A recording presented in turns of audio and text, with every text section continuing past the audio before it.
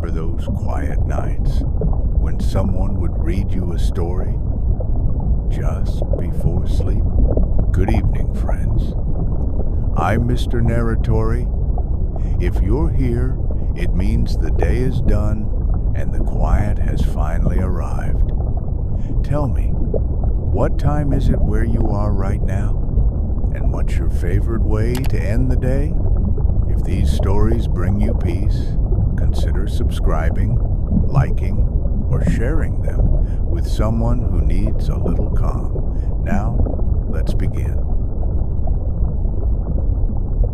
The greenhouse only opens after midnight, and only for those who arrive without speaking. Tucked at the end of a narrow garden path, most people mistake for overgrowth, it sits behind a low iron gate that always seems slightly ajar, ivy wrapped like soft thread around its hinges.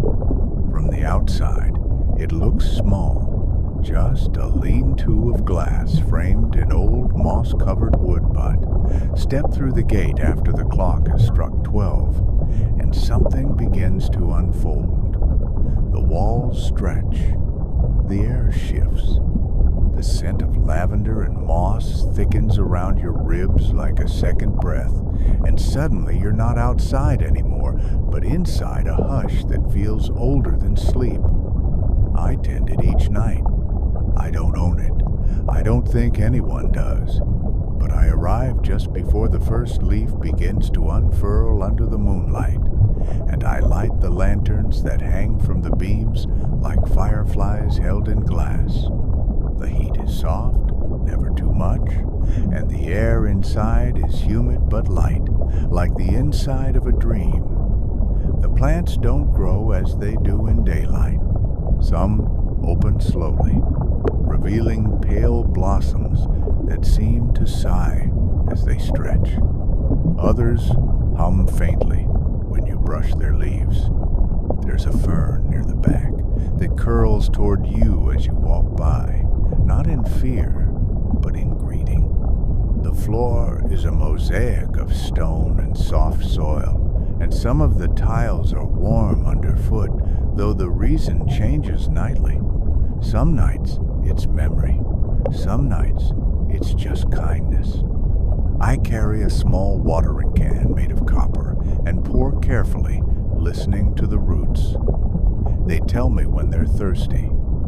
I never overwater. I never rush. The greenhouse doesn't like sudden movement, and neither do I. There's a small bench along the far wall, wide enough for two, but usually taken by one. People find it when they need to. They arrive without knocking, step through the gate with bare feet, and sit without a word. I don't ask who they are. I just hand them a warm mug filled with something that matches their silence herbal sweet grounding. Tonight the first guest arrives early. She's wearing a coat 2 sizes too big, and her eyes are tired, not from lack of sleep, but from holding too much. I don't speak. I just lead her through the door and let the warmth wrap around her. She finds the bench and exhales so slowly the steam from her breath curls like thread across the glass. I pour a mug of lemon balm and jasmine, place it gently in her hands, and step back into the greenery. The plants lean inward when they sense company. The blossoms swell just slightly, offering their scent without permission. I hum to the orchids as I trim the dry ends from their stems. They've been waiting all day to bloom in peace, and maybe you have too. Maybe you've been carrying noise in your chest and didn't realize how heavy it had become. You're safe here. You can rest now. Let the warmth do the talking. Let the air braid itself into your breath. I keep tending to the leaves as the clock ticks on, though in here. Time is soft, barely audible, more of a sigh than a sound. And when the last lantern dims just slightly, I know the hour has begun. The greenhouse is awake. The night is listening, and everything you don't need anymore is already being gently forgotten by the roots. The air always grows heavier after the first hour, thicker, but not oppressive, like the kind of warmth you find under a heavy blanket that remembers your shape. The lanterns dim, just slightly on their own, letting the glass walls drink in more moonlight. Outside, everything beyond the greenhouse is blur shadows of hedges, outlines of sleeping rooftops, the glint of dew settling like frost on the stone steps. But inside, it feels as if the night has decided to linger a little longer, to stay curious. The girl on the bench has taken off her coat and folded it beside her like something she's finally allowed to set down. She holds the mug now in both hands, not drinking, just holding. The tea has cooled, but its warmth stays in her fingers. I don't interrupt her stillness. Some guests speak eventually, some don't. I keep moving between the planters, touching leaf to stem to soil, and I listen. There's a vine climbing one corner of the wall that only opens when someone in the room remembers a kindness. Tonight it stretches, slow and deliberate, revealing blossoms the color of candlelight. That's how I know she's thinking of someone soft. I kneel to repot a cluster of deep green leaves whose edges have curled from holding in too much silence. They unfold more easily when the greenhouse is full of breath. There's a low-shelf terrarium filled with moss that hums faintly when watered, and I pour in just enough. The sound it makes reminds me of rain on canvas. And above, high in the frame where the moonlight touches the roof beams, the pale trumpet-shaped blooms are beginning to sway. No wind, just movement.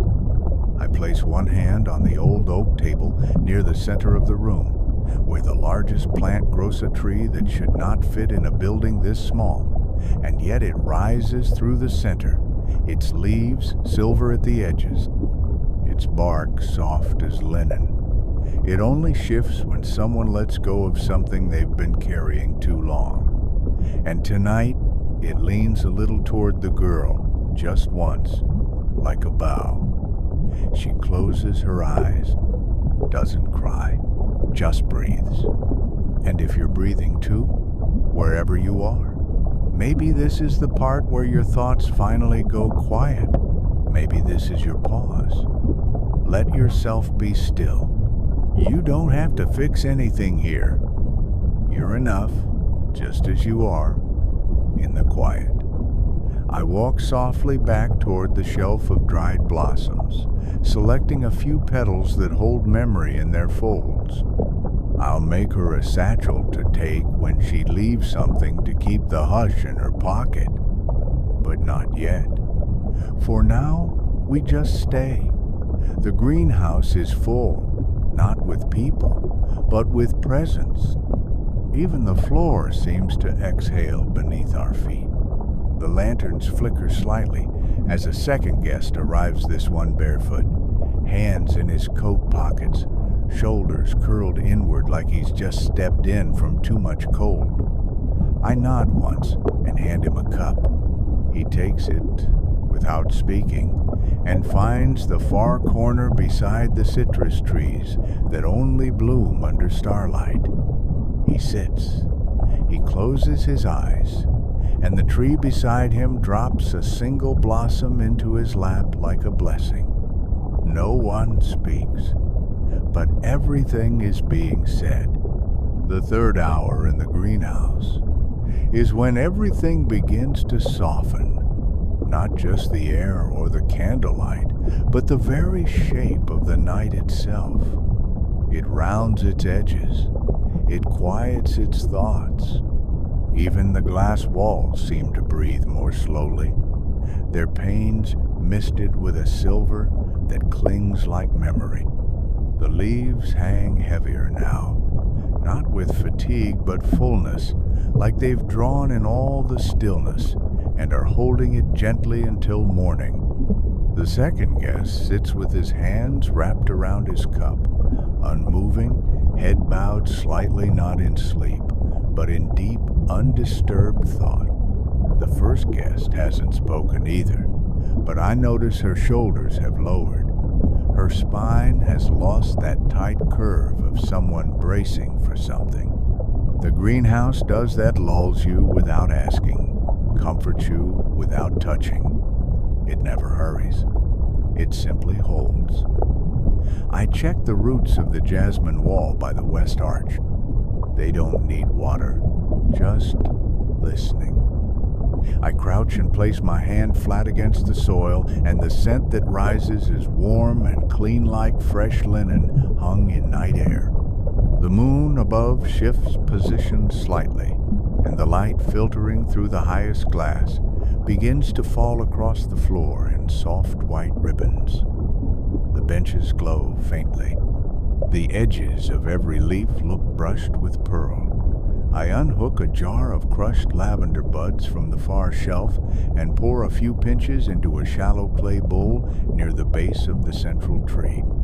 The scent drifts upward, pulled into the branches, and the bark seems to warm at the edges, darkening into something that hums without sound. A third guest. Appears no footsteps, just presence, like mist gathering near your ankles before you realize you've stepped into fog. She's older. She moves with purpose, but not urgency. I offer her tea before she can ask. She takes it with a grateful nod and sits near the low planter of midnight herbs that only open to those who've forgiven something. The petals open wide. I tend to the violets while she sips. They've been slow to bloom this week. Some colors are shy, some thoughts take longer to unfold. I hum to them, quiet and slow, and their tiny stems lean toward the sound. Everything in the greenhouse is quieter now. The only real sound is breath mine, the guests, the long exhale of the air itself. And if your thoughts have stilled too, just a little, then stay here with me. Let your eyes rest. Let your mind drift like steam rising from a cup you haven't even picked up yet. You're safe. There's nothing else to do, nothing else to be. I sit on the stool near the potting bench for a moment, hands loose in my lap, listening.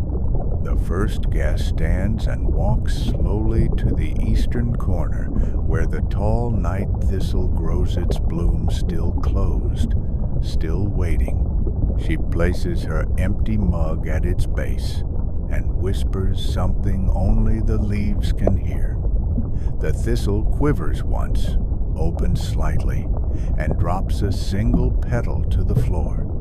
She picks it up and presses it to her heart. She doesn't cry, but her silence has changed. The kind of silence that comes after something important has softened. I nod. She meets my eyes for the first time. It's enough. She steps back through the gate. The door closes without a sound. The greenhouse breathes again. The others remain. The petals keep opening. The fourth hour is when the greenhouse stops being a room and becomes something else, entirely a feeling, a pause, a long inhale held in the lungs of the night. The glass overhead clouds slightly with condensation, the kind that draws soft trails down the panes, as if the air itself has begun to drift. Everything slows. The vines hang heavier. The blooms glow from within, instead of from above, and the moss along the floor hums with that low, steady rhythm usually only heard in dreams or deep water. I move quietly now, not out of caution, but out of respect. Some of the plants are sleeping, others are just beginning to wake. The tall herbs at the eastern arch sway in perfect stillness. Yes, that's possible here. Swaying in stillness. You'll understand it when you see it. The second guest, still near the citrus tree, has tilted his head back and let his shoulders drop entirely. His cup is empty, but he's still holding it like a thread that keeps him connected to the hush. The third guest has leaned forward with her elbows on her knees, eyes closed, and the steam from her tea curls around her like mist winding through old branches. I refill both mugs without asking. The greenhouse approves. The central tree lifts slightly as I pass. It always notices acts of care. I return to the low table at the heart of the space, where I keep small bundles of dried herbs wrapped in cotton string. Tonight I gather thyme, rose, and moonflower petals just, a pinch of each. I'll tuck them into satchels later and leave them on the bench. Whoever needs them will know which one to take. The lanterns have dimmed to their lowest now, barely visible unless you're looking directly into the flame. Most of the light comes from the plants themselves, soft greens, gentle purples, a kind of blue that exists nowhere else. I sit near the wall of climbing ivy and rest my hands on my knees. And maybe this is your moment too, wherever you are. Maybe now is the part where your shoulders finally loosen, where your thoughts sink down beneath your ribs, and you feel yourself soften not because you're asked to, but because you can. You deserve this stillness. You don't have to explain your rest. I close my eyes and just listen. There are so many kinds of quiet. The quiet of someone holding their breath. The quiet of something unspoken but shared. The quiet of old trees remembering the shape of wind. This is the quiet of things that no longer need to be named. A fourth guest enters a tall figure, slow-moving, wrapped in a long shawl that drags just slightly across the mossy floor. I don't recognize them, but the greenhouse leans forward slightly, which means it does. They carry nothing in their hands, just a kind of presence. They sit cross-legged beside the orchid trough and don't even glance up. They've come to listen, not to be seen. The orchids bloom wide, stretching as if to offer comfort, and the guest exhales deeply long and slow, the kind of breath that sounds like letting go of years. I rise again, not to serve, but to be near. There are no questions here, no answers needed, just light, steam, scent, and space. The fourth hour holds us all like petals in a bowl of warm water salad, whole and perfectly suspended in time. By the fifth hour, the greenhouse no longer feels like a place at all, but a moment you've stepped inside. Like time itself has turned inward and made a nest from light, scent, and breath. The temperature has dropped ever so slightly, enough that the glass fogs near the floor and every breath curls visibly before dissolving again into the quiet. The tree in the center of the greenhouse has stopped swaying. It listens now, fully still. The silver veins in its leaves glowing softly in a pulsing rhythm that matches the quiet in the room. I walk slowly through the rows of plants, checking the soil, touching the stems, whispering small things I can't remember saying. Some leaves curl toward the sound. Some remain still. The orchids are fully open now, reaching wide like hands stretching after long rest. Their color is richer than before plum, cream, soft rust touched faintly by the lantern light that now flickers with almost no flame at all. The guests do not speak, but they do not need to. Their stillness is a kind of language. The second guest has leaned against the low planter, eyes closed, the empty cup now resting in his lap like a stone that no longer weighs him down. The third guest has stood, quietly walking to the hanging ivy curtain and gently touching the blossoms there. The petals brush her fingers like silk, and one breaks free to fall into her palm without sound. She doesn't look at it. She simply holds it and returns to her seat. The fourth guest hasn't moved at all, but I can feel something in the air around them has changed, grown softer, quieter still, as if they've spoken silently to the room, and the room has answered back. I refill the tea kettle. The water hisses faintly. The scent of mint and orange peel lifts into the air. And if you're here with me, now, still following the hush through the steam and the leaves in the dark, I hope you felt it too, that little release inside your chest. The quiet part of you that stops bracing and begins to trust.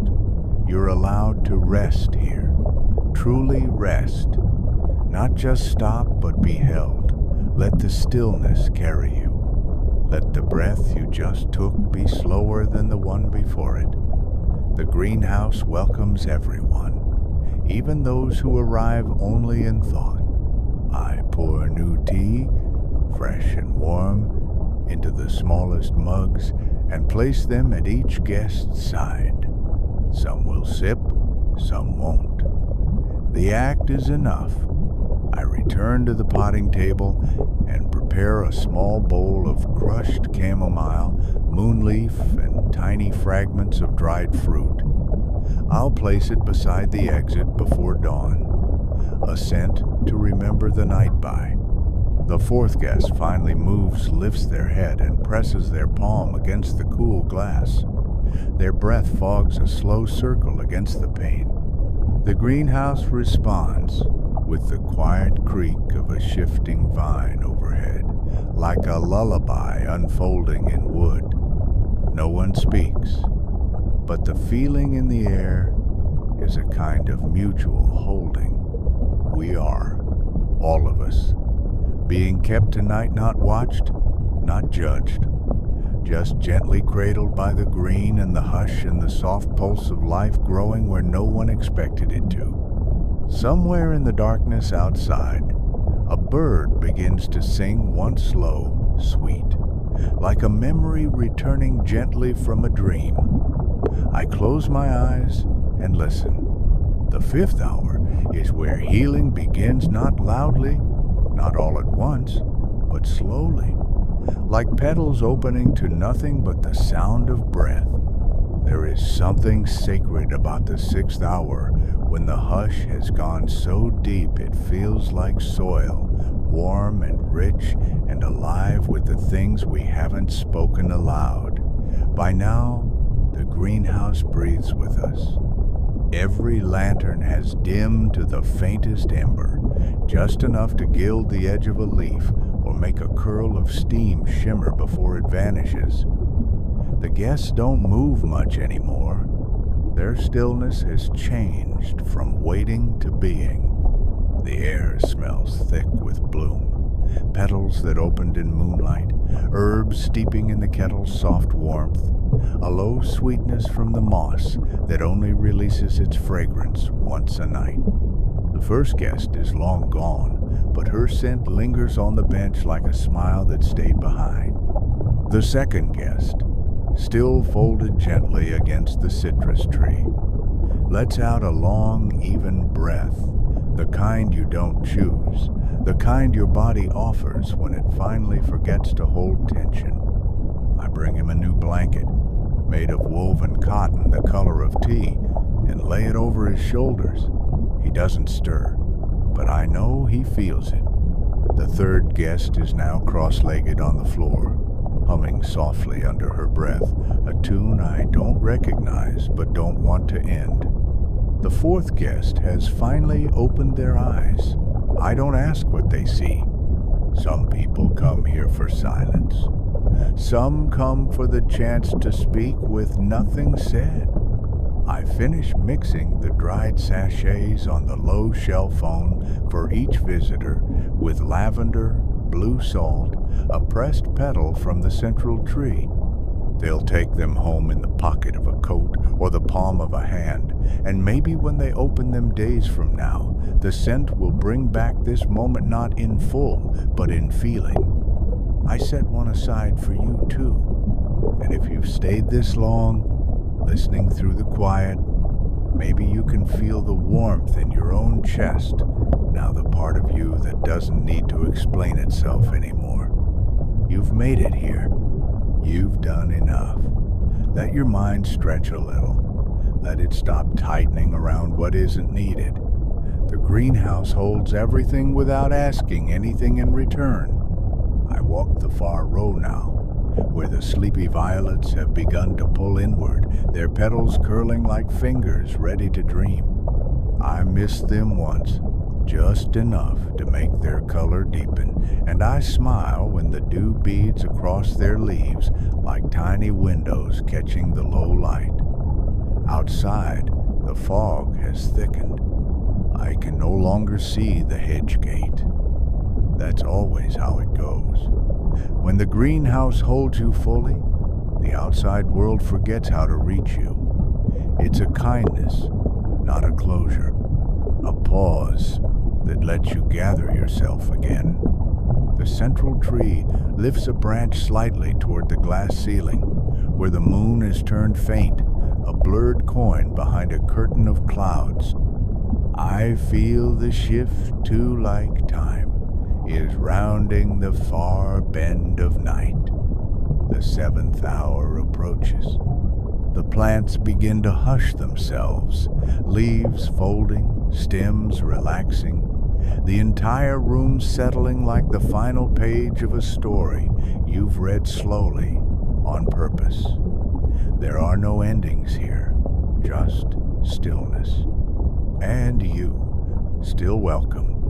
By the time the seventh hour arrives, the greenhouse feels like the space between waking and dreaming, a place where nothing moves unless it needs to, and every sound, every breath, every flutter of leaf is an act of trust.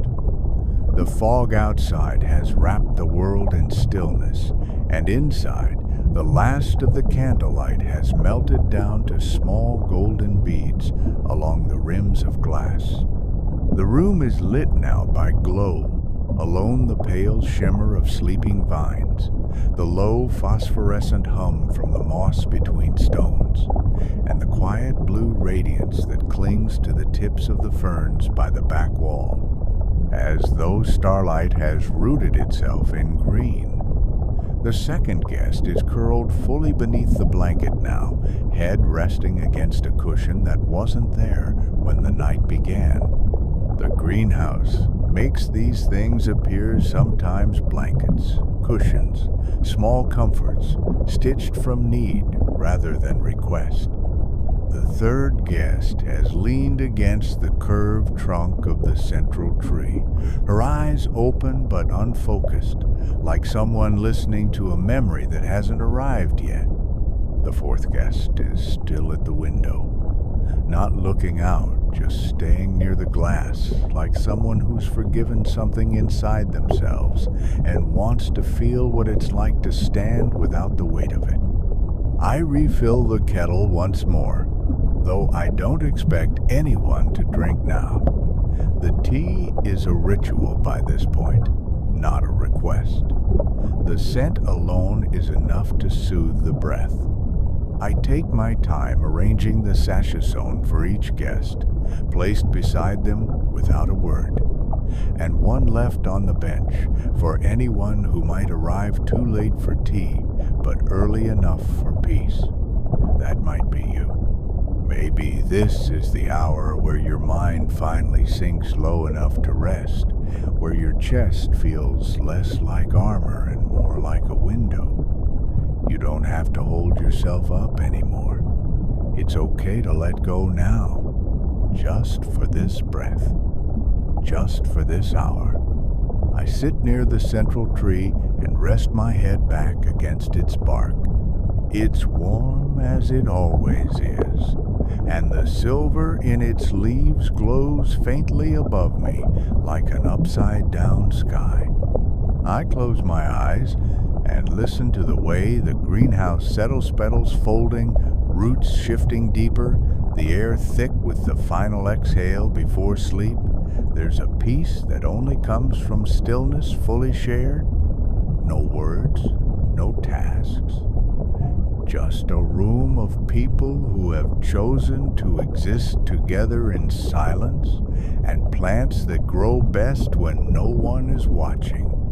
I think about the first time I ever stepped through the iron gate, long ago when I thought I needed to be fixed. But the greenhouse didn't fix me. It simply welcomed me, let me unfold slowly, and never asked for more than presence. That was enough. That's always been enough. I open my eyes again and see the guests, soft in their places, unmoving but alive. Their breathing is slow and quiet, like the rhythm of waves under moonlight. The air is rich with rest. The glass fogs slightly again. The moss pulses faintly one last time. We're almost at the end of the night, but not yet. 1 hour more. The 8th hour arrives without a sound, like dew forming on stone or sleep, slipping gently beneath your eyes, and everything inside the greenhouse shifts into a state that isn't quite stillness, but something quieter. The moss along the floor has dulled to a deeper green, its faint glow now just the suggestion of memory. The orchids, which bloomed so wide just hours ago, have begun to draw themselves inward again, not in sorrow, but in satisfaction-like laughter that is turned into a smile, like a song settling into its last, perfect note. The central tree stands tall and silent, its silver-veined leaves finally at rest. It has taken in what it needed and now waits patiently, holding the hush like a lullaby, too soft to hum aloud. Around me, the guests remain in their places. The second is asleep, fully now, curled like a question that has found its answer.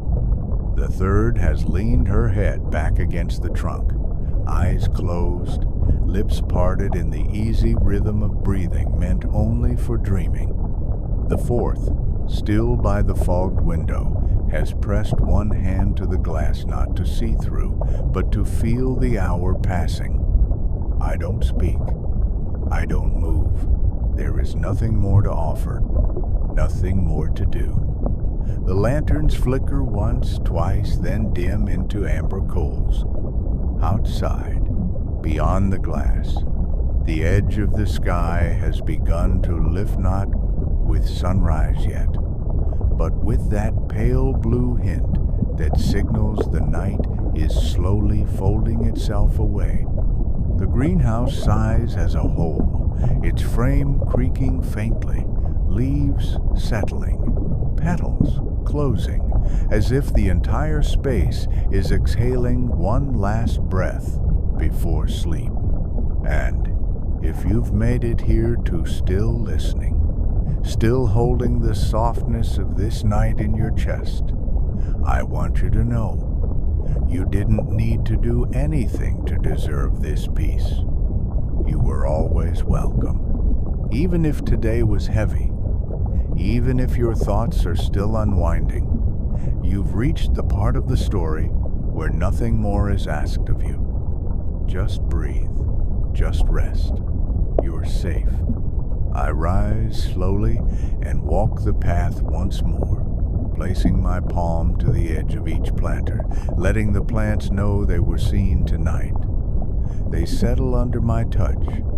A vine curls back toward the wall. The humming herbs have gone quiet. I take the last satchel lavender, salt, thyme, a petal from the silver tree, and place it on the bench near the door. For whoever arrives next, maybe tomorrow, maybe years from now, it will still be here. That's how the greenhouse works. I open the small side gate and step out into the pale blue quiet of the garden path. The fog is lifting now. Slowly, the iron gate closes gently behind me, without sound. I don't look back. I don't need to. The greenhouse will sleep now. It always does. But it remembers. And tomorrow, or the next night, or some soft hour when someone needs a place to be still, they'll find their way here. The moss will wake, the tea will steam, the vines will open without judgment, and the hush will hold them just as it held you.